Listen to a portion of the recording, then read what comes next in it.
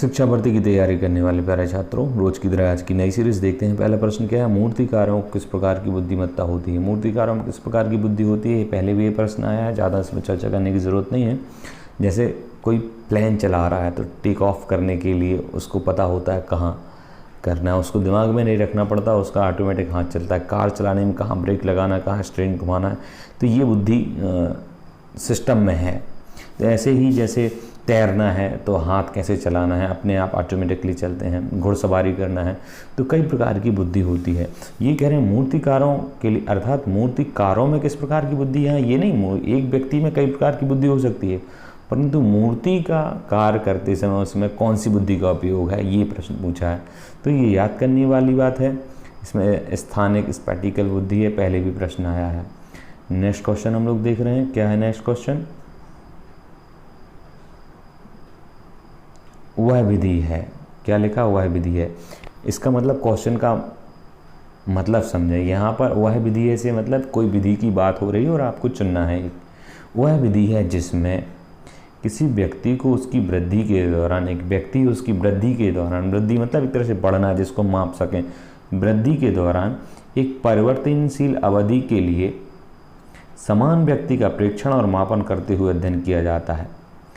अब एक व्यक्ति है, उसकी वृद्धि के दौरान, ठीक है, वृद्धि के दौरान मतलब जो बढ़ रहा है उस समय एक परिवर्तनशील अवधि के लिए, अलग अलग समय परिवर्तनशील अवधि के लिए समान व्यक्ति का, उसी के समान मतलब इसी व्यक्ति के समान व्यक्ति का प्रेक्षण और मापन करते हुए अध्ययन किया जाता है।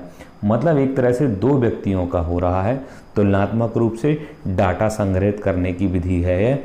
और इसे कौन सी विधि कहेंगे, जब परिवर्तनशील अवधि में एक व्यक्ति के साथ दूसरे व्यक्ति का भी तुलनात्मक रूप से डाटा संग्रहित किया जाए, प्रेक्षण करके और मापन करके अध्ययन किया जाता है या डाटा लिया जाता है, तो वो कौन सी विधि है। मिश्रित विधि में मिलाकर होगा। अनुदैर्ध्य विधि मतलब यही है एक्चुअल में अनुदैर्ध्य विधि, जब एक समय परिवर्तनशील अवधि में एक व्यक्ति के साथ साथ दूसरे व्यक्ति की तुलनात्मक करते हुए होता है। ठीक है, ये क्रॉस सेक्शनल, ये इसकी उल्टी हो जाती है, तो इसका उत्तर 2 रहेगा। याद करने वाली बात है, लंबा मैटर है, नहीं तो और अच्छे से समझाता। नेक्स्ट क्वेश्चन हम लोग देख रहे हैं, विद्यालय के प्रदर्शन में सफलता सबसे महत्वपूर्ण है। विद्यालय के प्रदर्शन में सफलता सबसे महत्वपूर्ण है क्योंकि इससे बच्चे को निम्न में मदद मिलती है। विद्यालय के प्रदर्शन में सफलता सबसे महत्वपूर्ण है, ठीक है, क्योंकि इससे बच्चे को निम्न मदद, इससे बच्चे को किस में मदद मिलती है, अन्य छात्रों के समक्ष ज्ञान के प्रदर्शन में मदद मिलती है। क्या 4 ऑप्शंस में से चारों सही लग सकते हैं, पर बेस्ट कौन सा ये चुनना है। विद्यालय में बच्चे ने प्रदर्शन किया और ये कह रहे हैं कि प्रदर्शन में सफलता बहुत महत्वपूर्ण है क्योंकि इससे किस में मदद मिलती है, अपने ज्ञान के प्रदर्शन में मदद मिलती है, परीक्षा पास करने में मदद मिलती है, पुरस्कार जीतने में मदद मिलती है, या अधिगम के संबंध में अधिक आत्मविश्वास महसूस करने में मदद मिलती है। अर्थात जो सीखा है उसमें और भरोसा कायम होता है, किस बात में मदद मिलती है, आपको ये समझना है। आप उत्तर सोच लीजिए। वैसे इसका उत्तर सरल है। चौथा उत्तर कहलाया व्यवहारवादियों के आधार पर पुनर्बलन दंड आदि को ये सपोर्ट कर रही है बात की, उसे कोई चीज़ उसने किया और उसे सफलता और मिल गई, है ना। थॉर्नडाइक का जो प्रभाव का नियम है, प्रभाव हो गया या परिणाम मिल गया, उसको परिणाम मिल जाने से क्या हुआ, उसने जो सीखा उसके प्रति उसका आत्मविश्वास और बढ़ा। ठीक है, तो इसका उत्तर होगा 4। नेक्स्ट क्वेश्चन, प्रारंभिक आयु में शिशु अत्यधिक, शैशवावस्था की बात है तो प्रारंभिक अवस्था में शिशु खालिस्तान होते हैं, बहिर्मुखी, निस्वार्थ, स्वकेंद्रित और परोपकारी। तो देखिए बहिर्मुखी तो नहीं होते हैं, पहले आप अपना आंसर चुन लीजिए, बहिर्मुखी, निस्वार्थ, स्वकेंद्रित या परोपकारी। तो बहिर्मुखी नहीं होते हैं, निस्वार्थ भी नहीं होते हैं, उनको जो चाहिए उसके लिए रोते हैं, माँ चाहिए तो। स्वकेंद्रित और परोपकारी, तो परोपकारी भी नहीं होते, क्या करेंगे, वो खुद डिपेंड होते हैं किसी और पर, तो स्वकेंद्रित होते हैं, अपने आप में मस्त, अपने आप ही खेलते रहते हैं अकेले अकेले, और 6 महीने तक ये बात रहती है, फिर वो उनको खिलौनों में खेलने में मज़ा आने लगता है। ठीक है, स्वकेंद्रित इसका आंसर है। नेक्स्ट क्वेश्चन हम देख रहे हैं, पारंपरिक रूप से मास्लो के सिद्धांत में कितनी प्रकार की आवश्यकताओं को वर्णित किया गया है। पहले तो ये नाम देखें आप, मास्लो नाम सुना है। मास्लो एक मनोवैज्ञानिक हुए हैं और अब्राहम मास्लो जिनका पूरा नाम है, ठीक है, और इन्होंने आवश्यकता के विकास का सिद्धांत दिया और उसकी कितनी अवस्थाएं बताई हैं, कितनी आवश्यकताओं का वर्णन किया है, ये पूछा है। 1-2 अवस्थाएं आप चित्र में भी देख सकते हैं, 5 अवस्थाएं हैं। जैसे पहली हुई है शारीरिक आवश्यकताएं, सुरक्षा की आवश्यकताएं, फिर इनको भी 2 भागों में डिवाइड किया है, निचले क्रम की आवश्यकता और उच्च क्रम की। तो वैसे इन्होंने जो पिरामिड से इन्होंने एक पिरामिड बनाया है और पिरामिड में फिर 5 अवस्थाएं बताई हैं। तो सबसे इन्होंने 5 प्रकार की आवश्यकताओं का वर्णन किया है, आप देख सकते हैं। नेक्स्ट क्वेश्चन हम लोग देख रहे हैं, क्या है नेक्स्ट क्वेश्चन, एक बहिर्मुखी बच्चा कैसा होगा। बहिर्मुखी बच्चा वो कैसा होगा ये पूछा है। आपके आंतरिक मस्तिष्क से चिंतन को प्रवृत्त करें। एक बहिर्मुखी बच्चा कैसा होगा, आपके आंतरिक मस्तिष्क से चिंतन को प्रवृत्त करें। आपकी से मतलब यहाँ क्या है, इंग्लिश से देखना पड़ेगा क्या है। Tend to think things inside your head. Your head से मतलब किसका हेड लिया, ये क्लियर करना होगा बात में। तो वो आपके आंतरिक, सेल्फ नहीं लिखा तो दूसरे, आपके आंतरिक मस्तिष्क से चिंतन को प्रवृत्त करे, दूसरों की बात को पढ़े, ऐसा है क्या। पर 4 ऑप्शंस देखते हैं क्या है। बल्कि सिर्फ निरीक्षण करता है बहिर्मुखी बच्चा, अधिक चिंतन और बातचीत कम करे, तीव्र वातावरणों पर रहना पसंद करें। तो सबसे बेस्ट ऑप्शन इसका चुनिए आप। वैसे इसका आंसर रहेगा 4, क्योंकि जहाँ एक्साइटमेंट हो और जहाँ एक तरह से आवेग हो, संवेग हो, बातचीत हो, उसको रुचिपूर्ण कार्य हो, बातचीत का मौका मिले, तो वह कहला तीव्र वातावरण। और बहिर्मुखी बच्चा तीव्र वातावरण में ही रहना पसंद करेगा। अधिक चिंतन और बातचीत कम करना ये लक्षण होता है अंतर्मुखी व्यक्ति का। और बल्कि सिर्फ निरीक्षण कर, ये भी अंतर्मुखी का लक्षण है कि वो शांत रह के केवल निरीक्षण करता है। आपके आंतरिक मस्तिष्क से चिंतन को प्रवृत्त करे। आंतरिक मस्तिष्क से चिंतन को प्रवृत्त करे, ना कि यहाँ आप बात समझ ले, आपके की जगह यहाँ पर सेल्फ की बात है। मतलब अपने आंतरिक मस्तिष्क से, अपने ही दिमाग की ऊपर से कुछ सोचे, ना कि बाहर की चीज़ों के आधार पर दिमाग चलाए। दोनों टाइप से है। एक व्यक्ति अपने मन में ही कल्पनाओं में सोच रहा है और एक व्यक्ति बाहर की चीज़ों के आधार पर सोच बना रहा है। तो ये तीनों विशेषताएं जो है ना, ये अंतर्मुखी की हैं और ये अंतिम विशेषता ये बहिर्मुखी की है। नेक्स्ट क्वेश्चन, व्यक्तित्व शब्द से निम्न से लिया गया है। उपरोक्त में कोई नहीं, यूनानी, लैटिन या जर्मन। आप बताइए किससे लिया गया है। बड़ा सरल प्रश्न है, लैटिन से लिया गया है और परसोना शब्द है, ठीक है, लैटिन की परसोना शब्द से लिया गया है। नेक्स्ट क्वेश्चन हम देख रहे हैं, व्यक्तित्व से संबंधित क्वेश्चन था। नेक्स्ट क्वेश्चन को फिर से जूम कम करना होगा, सॉरी ये यार, हाँ ठीक है भाई। व्यक्तित्व आधारित अनुमानी परीक्षणों से मूल्यांकन के परिणाम खाली स्थान हैं।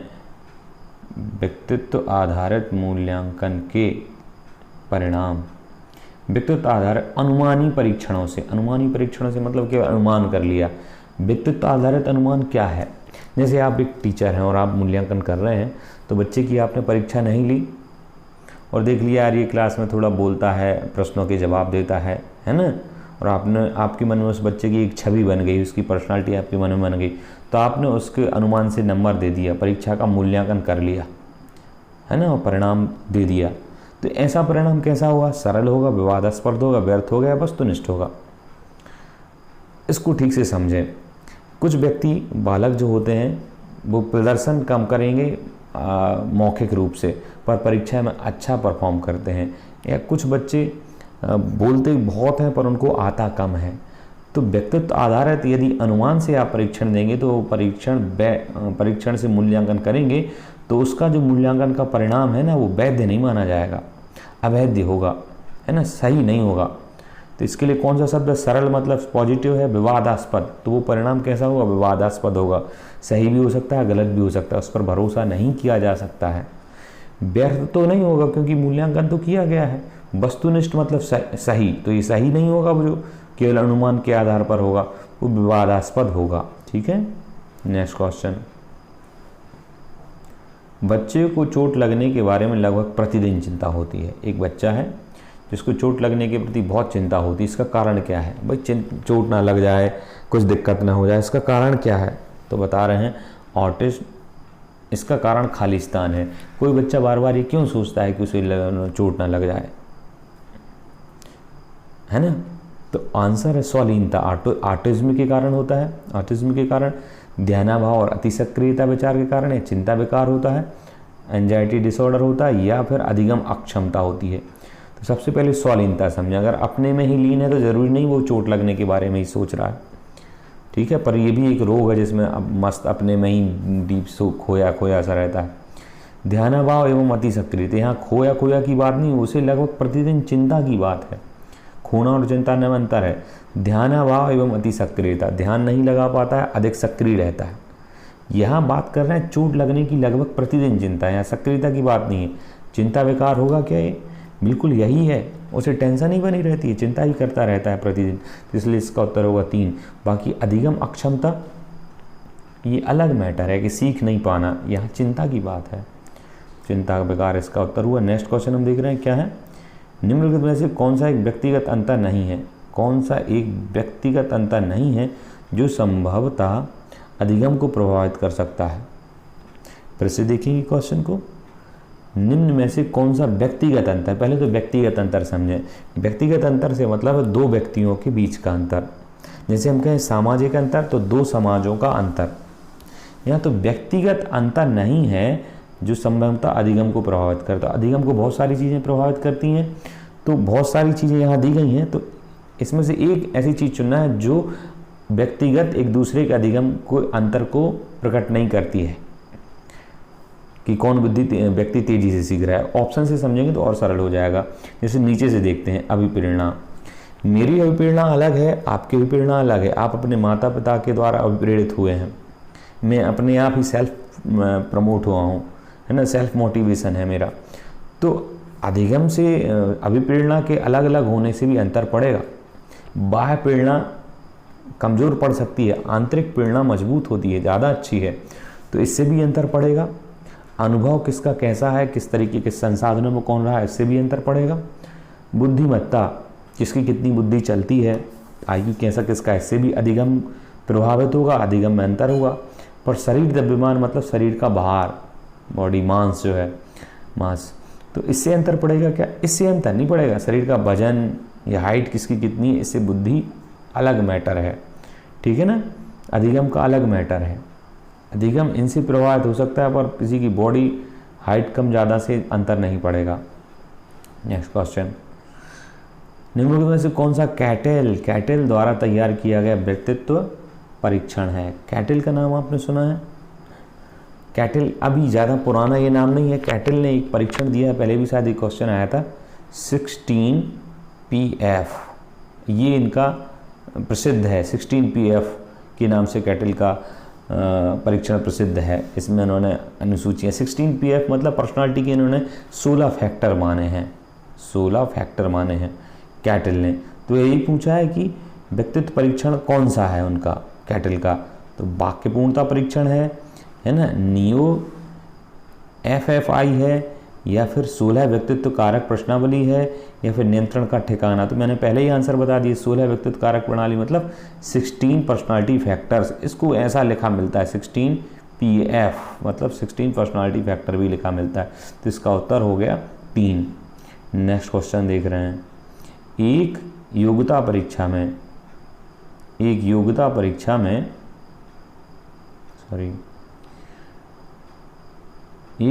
परीक्षा में किसी व्यक्ति के भविष्य की उपलब्धियों की संभावना का कोई भी अनुमान। योग्यता परीक्षा है, उसमें किसी व्यक्ति के भविष्य की उपलब्धियों की संभावनाओं का कोई भी अनुमान है। संभावना का कोई भी अनुमान क्या रहेगा बताइए? ये पूछा है किसी व्यक्ति के उपलब्धियों के बारे में, या किसी व्यक्ति के भविष्य की उपलब्धियों की संभावना कि भविष्य में ये अचीव कर सकता है, क्योंकि कहते हैं ना, होनहार विद्वान के होठ चीखने पाते, भैया पालने में ही उसका भविष्य दिख जाता है। तो भविष्य की उपलब्धियों की संभावनाएं जो हैं का कोई भी अनुमान खाली स्थान है। क्या है? एक संभावना है, एक निश्चित है, एक प्रश्न है, एक धारणा है। बताइए, नीचे शुरू करो। तो एक धारणा है क्या? हाँ, धारणा कह सकते हैं भैया, आपकी अपनी धारणा, उसके प्रति मेरी अपनी धारणा। एक प्रश्न है, प्रश्न तो है ही नहीं। एक निश्चितता है, निश्चित बिल्कुल 100% नहीं कर सकते हैं किसी के बारे में।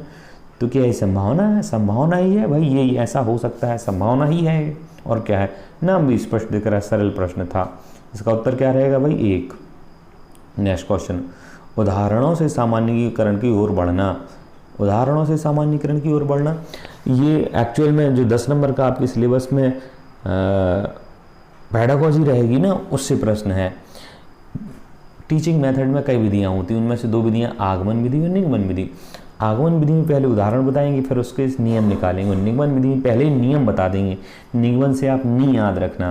तो निगमन में नियम बताएंगे, फिर उसके बाद उत्तर नियम से उदाहरण को एक्सप्लेन करेंगे। तो उन्होंने ये पूछा उदाहरण से सामान्यीकरण की ओर बढ़ना है, पहले उदाहरण बताएंगे फिर नियम बताएंगे। ये कौन सी विधि में होता है, सहसंबंध विधि में, आगमनात् विधि में, आकाश विधि में या निगमनात् विधि में। तो मैंने बता ही दिया है, उदाहरण के बाद अगर सामान्य करें फिर मतलब नियम आदि बताएं तो वो आगमनात्मक विधि कहलाती है, और नियम ही पहले बता दें और फिर उदाहरण बताएं तो वो निगमनात्मक कहलाती है। इसका उत्तर रहेगा 2। बंडूरा पारस्परिक नियतवाद में विश्वास करते थे, इसका अर्थ पहले तो आप ये समझें बंडूरा कौन है। तो बंडूरा का बोबो गुड़िया वाला प्रयोग भी प्रसिद्ध है, उन्होंने सामाजिक अधिगम के सिद्धांत का प्रचलन किया है, आपको ध्यान होगा, ठीक है। अब ये पूछ रहे हैं कि बंडूरा पारस्परिक नियतिवाद विश्वास कर रहे थे, इसका अर्थ क्या है, पारस्परिक नियतिवाद का मतलब क्या है, ये पूछा है। 4 ऑप्शंस देखेंगे, क्या है 4 ऑप्शंस। परिवेश और किसी का व्यवहार एक दूसरे के कारण बनता है। परिवेश और किसी का व्यवहार एक दूसरे के कारण बनते हैं, बिल्कुल। परिवेश मतलब वातावरण एक तरह से, और किसी व्यक्ति का व्यवहार एक दूसरे का कारण बनते हैं, बिल्कुल सही बात है। और मेरे ख्याल से पारस्परिक नियतिवाद का मतलब यही ही है। मैं मेरे ख्याल से इसलिए बोल रहा हूँ क्योंकि इससे भी मजबूत इसकी एक्सप्लेनेशन हो सकती है, तो 3 ऑप्शंस देखना पड़ेंगे, पर इस पर फोकस करिए आप। किसी का परिवेश किसी के व्यवहार का कारण बनता है, किसी दूसरे का परिवेश है और किसी थर्ड पर्सन का व्यवहार का कारण बनेगा, ऐसा संभव है क्या, नहीं। यह नियत पारस्परिक नियतिवाद की बात है, तो एक दूसरे पर डिपेंड। पारस्परिक का मतलब ही एक दूसरे में होता है, और एक दूसरे यहाँ शब्द आ ही गया है, फिर भी तीनों और ऑप्शन पढ़ते हैं बाकी। किसी के व्यवहार से किसी का परिवेश अप्रभावित रहता है, किसी के व्यवहार से किसी का परिवेश अप्रभावित रहता है। ये कह सकते हैं कि परिवेश अलग मैटर है, पर ये बात साबित, ये इस बात से संबंधित नहीं है। किसी का व्यवहार किसी के परिवेश से स्वतंत्र है, किसी व्यक्ति का व्यवहार किसी के परिवेश से स्वतंत्र है, जरूरी नहीं है, आधारित भी हो सकता है। पहला ऑप्शन सही है, पारस्परिक और एक दूसरे समान शब्द दिख रहे हैं। नेक्स्ट क्वेश्चन आप देख रहे हैं, क्या है भाई, स्मृति को निम्न विधि से मापा जाता है। हाँ भाई, स्मृति मतलब याद करने के लिए किस विधि से मापा जाएगा, पुनरुत्पादन से, साक्षात्कार से, अवलोकन से या प्रयोग से। नीचे से चले, प्रयोग से। स्मृति के बारे में प्रयोग किया जा सकता है, ये संभव नहीं है। प्रयोग करेंगे आप, माप सकते हैं, जैसे किसी को पहले कोई ज्ञान दे दिया, फिर उससे एक प्रयोग में कराया गया, तो जैसे साइकिल चलाना आपने पहले सिखा दी, अब फिर से उसे प्रयोग कराई, अब उसे फिर से बन रही है कि नहीं, या कोई काम बन रहा है कि नहीं, तो प्रयोग के आधार पर हम माप सकते हैं। पर यहाँ केवल प्रयोग की बात है, प्रयोग किया आपने, मापने की कोई बात नहीं इसमें। अवलोकन से माप सकते हैं क्या, हाँ थोड़ा बहुत कह सकते हैं। साक्षात्कार से ठीक है, थोड़ा बहुत।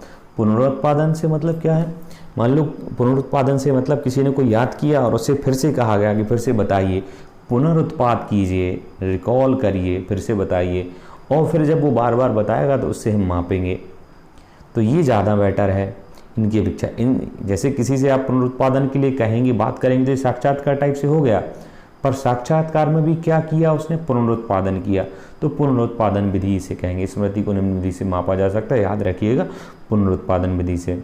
नेक्स्ट क्वेश्चन हम लोग देख रहे हैं, क्या है भाई नेक्स्ट क्वेश्चन, हाँ, नकारात्मक दृष्टिकोण। नकारात्मक दृष्टिकोण, यहाँ पर देखिए, नकारात्मक दृष्टिकोणों का वर्णन करने के लिए, नकारात्मक दृष्टिकोणों का वर्णन करने के लिए किस पद का उपयोग किया जाता है, जिसे लोग उनके लिंग के आधार पर किसी व्यक्ति के लिए करते हैं, जिसे लोग उनके लिंग के आधार पर व्यक्ति के लिए करते हैं।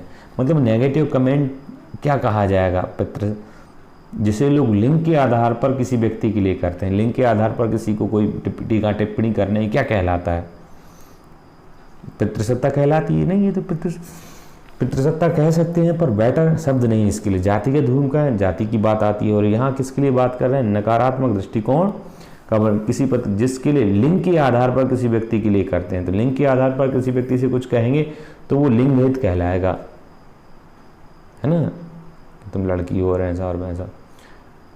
नेक्स्ट क्वेश्चन हम देख रहे हैं, वह शब्द क्या है जिसका उपयोग पियाजे ने शरीर के उन हिस्सों के साथ की गई नकल का वर्णन करने के लिए किया है जिन्हें कोई देख नहीं सकता। जिन्हें कोई देख नहीं सकता, वह शब्द क्या है जिसका उपयोग पियाजे ने शरीर के उन हिस्सों की नकल की गई करने के वर्णन के लिए किया गया है। मतलब शरीर के और हिस्से भी नकल करते हैं पर वो दिखाई नहीं देते हैं। जैसे बच्चे से कहा ऐसा करो तो वो हिलाता है, पर उसके अंदर भी कुछ ऐसा हलचल होता है जो दिखाई नहीं देता है। तो इसके लिए उन्होंने क्या कहा है, क्या शब्द दिया है जैन पियाजे ने, याद करने वाली बात है। मॉडल नकल, दर्शनीय नकल, स्थानीय नकल या अदृश्य नकल। तो दिखाई नहीं दे रही तो अदृश्य नकल है, पहले ऑप्शन सही है। नेक्स्ट क्वेश्चन, मुझे अभी तक के पेपर को देख के लगा कि सरल पेपर था, है ना, कमेंट करके बताओ भाई सरल है कि नहीं आपकी अपेक्षा से, अन्य सीरीज की अपेक्षा। किसी की आनुवांशिकता, ठीक है, हेरिडिटी, खालिस्तान किस में निर्धारित की जाती है। किसी व्यक्ति की आनुवांशिकता कब निर्धारित होती है, परिपक्वता के बाद या परिपक्वता के समय या गर्भधारण के समय, विकास या जन्म के समय। आनुवांशिकता जैसे ही गर्भधारण किया, गर्भधान संस्कार हुआ, बच्चा पेट में आया तभी से, गर्भधारण से ही आनुवांशिकता शुरू हो जाती है, ना कि जन्म आदि के बाद। इसका उत्तर रहेगा 2। परामर्श में खालिस्तान शामिल है। परामर्श की परिभाषा याद करनी होगी, तो परामर्श में क्या शामिल, इससे आपकी परिभाषा स्पष्ट हो जाएगी। परामर्शदाता और व्यक्ति के बीच विचारों का आदान प्रदान और परामर्श, ठीक है, अच्छी बात है, सही लग रहा है। केवल व्यक्ति को परामर्शदाता से सलाह लेना, केवल सलाह लेना नहीं, अपनी समस्याएं बताना और फिर सलाह लेना, ये होता है परामर्श में। केवल परामर्शदाता के साथ व्यक्ति द्वारा समस्या साझा करना, वो किसी से भी समस्या, ये कोई नियम नहीं है केवल परामर्शदाता के साथ साझा करेगा। ज़रूरत वाले बच्चों के साथ मुद्दों की पहचान करने वाले विद्यालय, ये तो बिल्कुल अलग ही हो गया, परामर्श में शामिल होता है। परामर्श की डेफिनेशन है, परामर्श यही है, परामर्शों दाता और व्यक्ति के विचारों का आदान प्रदान और परामर्श होता है। इसमें विचारों का आदान प्रदान और सलाह होती है। सामाजिक अधिगम के सिद्धांत द्वारा प्रस्तावित किया गया था। सामाजिक अधिगम का सिद्धांत किसने दिया था, मैंने थोड़ी देर पहले ही बताया था। फ्राइड ने मनोविश्लेषणात्मक विधि दिया है, 5 इन्होंने स्पेस वो बताई, बंडूरा, स्किनर और पावलोव। तो सामाजिक अधिगम किसने दिया, बंडूरा ने दिया है, वो गुड़िया वाले। नेक्स्ट क्वेश्चन हम लोग देख रहे हैं, सामाजिक रूप से अपरिपक्व छात्रों को, सामाजिक रूप से अपरिपक्व छात्रों से क्या मतलब है, पहले तो ये समझें। मतलब परिपक्वता की अपेक्षा अलग अलग है, जैसे शरीर से परिपक्व हैं कि नहीं, बुद्धि से परिपक्व हैं कि नहीं।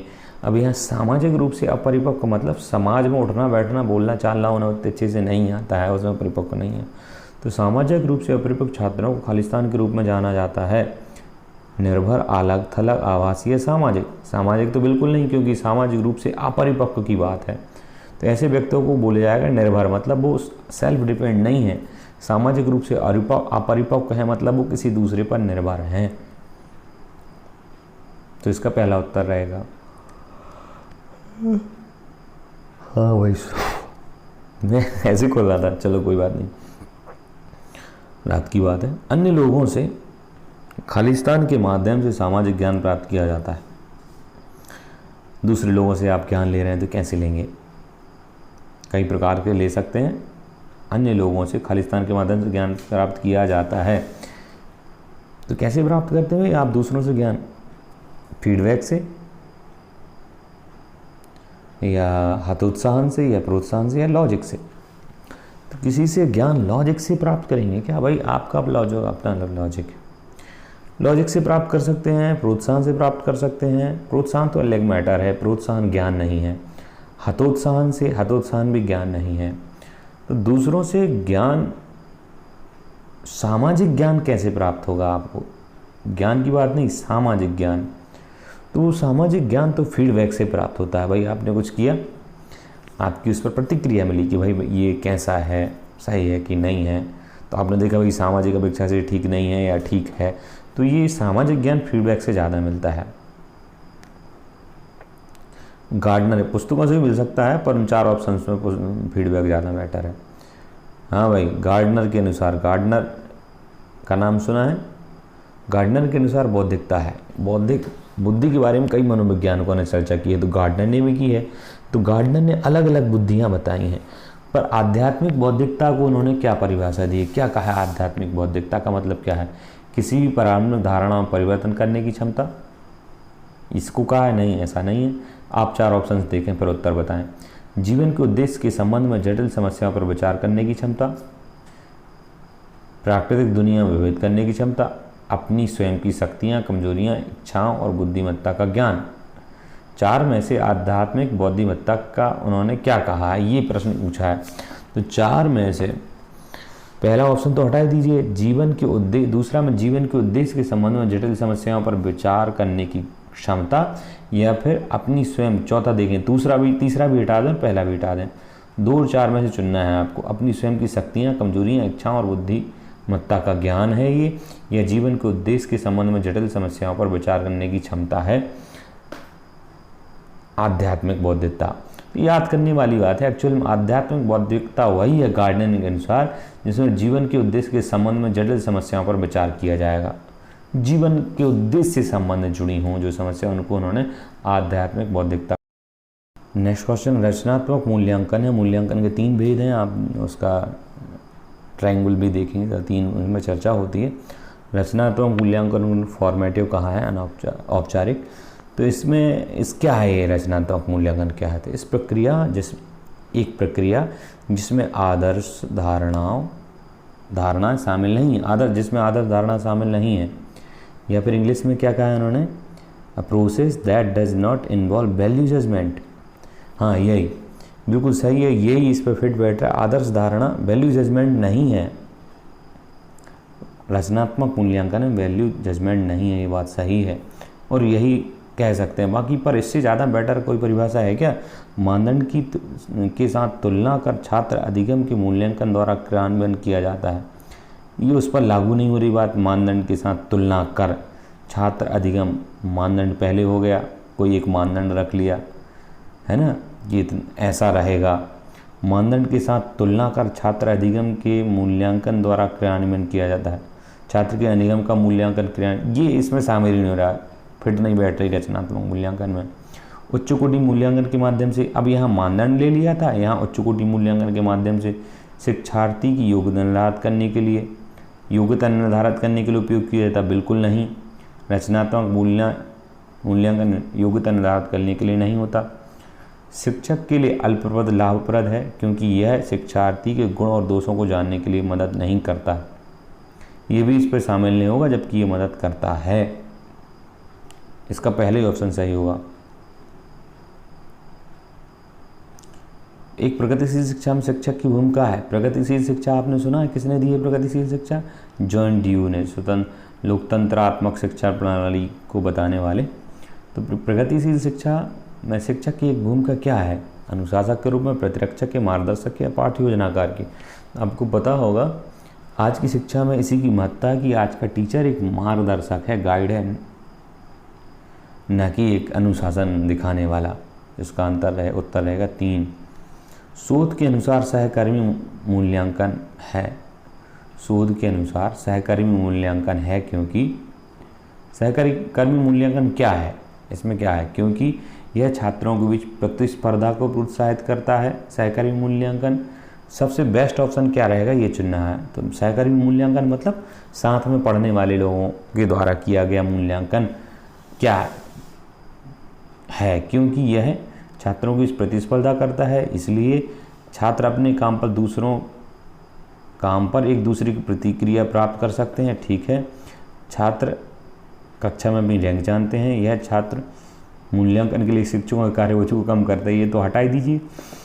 ठीक है, प्रोत्साहन, प्रतिस्पर्धा को प्रोत्साहन, प्रतिस्पर्धा वाली बात आज की शिक्षा में नहीं होती है, ये इसका उत्तर है। छात्र अपने कामों पर एक दूसरे से प्रतिक्रिया प्राप्त करते हैं। सहकर्मी मूल्यांकन में एक दूसरे का मूल्यांकन कर लिया, एक दूसरे से प्रतिक्रिया ले ली अपने बारे में। नेक्स्ट क्वेश्चन देख रहे हैं, क्या है भाई? 2000 फेवियानो, पेलहम, मोनोस, गैटे एट अल के अनुसार कक्षा में आक्रामकता, गुणधर्मों का विनाश और गैर अनुपालन सहित विघटनकारी घट व्यवहार को कम करने का एक प्रभावी साधन है। अभी हम बहुत सारी चीज़ें दे दी हैं, मतलब कक्षा में आक्रामकता, गुणधर्मों का विनाश, कोई नैतिकता नहीं, गैर अनुपालन सहित विघटनकारी व्यवहार, एक तरह से केवल सीधी बात कहें उद्दंड और बेकार व्यवहार को कम करने के लिए प्रभावी साधन क्या है, क्या कर सकते हैं इसके लिए? तो सकारात्मक सुदृढ़ीकरण से टाइम आउट, कक्षा में टाइम आउट, ये शारीरिक दंड या निरोध। तो ये निरोध मतलब बिल्कुल तरह से रुकना ही, तो हटा दीजिए, शारीरिक दंड बिल्कुल हटा दीजिए। अब बचा कक्षा में टाइम आउट या फिर सकारात्मक सुदृढ़ीकरण से टाइम आउट। तो नाम स्पष्ट दिख रहा है, इसमें ज़्यादा सोचने वाला है नहीं, पॉजिटिव होकर आंसर दीजिए। एक, सकारात्मक सुदृढ़ीकरण करते हुए, मतलब उनमें डांट फटकार से नहीं, पॉजिटिवनेस के साथ साथ उनके विकास में सहायता करना। कभी कभी बच्चे माता पिता दोनों से अलग होते हैं, ऐसा खालिस्तान के नियम के कारण होता है। माता से भी उसका सिस्टम नहीं मिल रहा और पिता से भी नहीं मिल रहा है, तो इसका कारण क्या होता है? आप इसमें मत जाओगे सर वो गोद लिया होता है, ये नहीं है प्रश्न। है तो उन्हीं दोनों माता पिता का, जैविक हैं वो, पर दोनों से अलग है। इसका कारण क्या है? पृथक्करण है, विविधता है, प्रभुत्व है, प्रतीप गमन है। पृथक्करण तो करना होता है, यहाँ है पहले से। विविधता, ये प्रभुत्व भी हट जाएगा। प्रतीप गमन मतलब एक तरह से उल्टा, यहाँ उल्टा नहीं है, दोनों से अलग है। तो ये विविधता के कारण वेरिएशंस हैं, इसलिए अलग हो सकता है। ये नियम कहलाएगा वेरिएशन का नियम, विविधता का नियम, दोनों से अलग है। ठीक है भाई। स्टेनबर्ग के बुद्धिमत्ता के सिद्धांत में, स्टेनबर्ग बुद्धि से जुड़े हुए व्यक्ति हैं, तो स्टेनबर्ग की बुद्धिमत्ता के सिद्धांत में निम्नलिखित में से किस चरण में समस्या का समाधान ज्ञात करना शामिल है? हाँ भाई, दीजिए उत्तर। अंतिम क्वेश्चन है, अनुप्रयोग, प्रतिचित्रण, संकेतन या प्रतिक्रिया रेस्पॉन्स। स्टेनबर्ग के बुद्धिमत्ता के सिद्धांत में निम्न में से किस चरण में समस्या का समाधान ज्ञात किया जाता है? ये चरण है, प्रतिचित्रण, संकेतन, अनुप्रयोग। याद करना है आपको, प्रतिक्रिया, इस चरण में समस्या का समाधान ज्ञात किया जाता है इसमें। तो ये 30 क्वेश्चन हुए, आपके कितने नंबर आए बताएं। आज के लिए धन्यवाद, नमस्कार।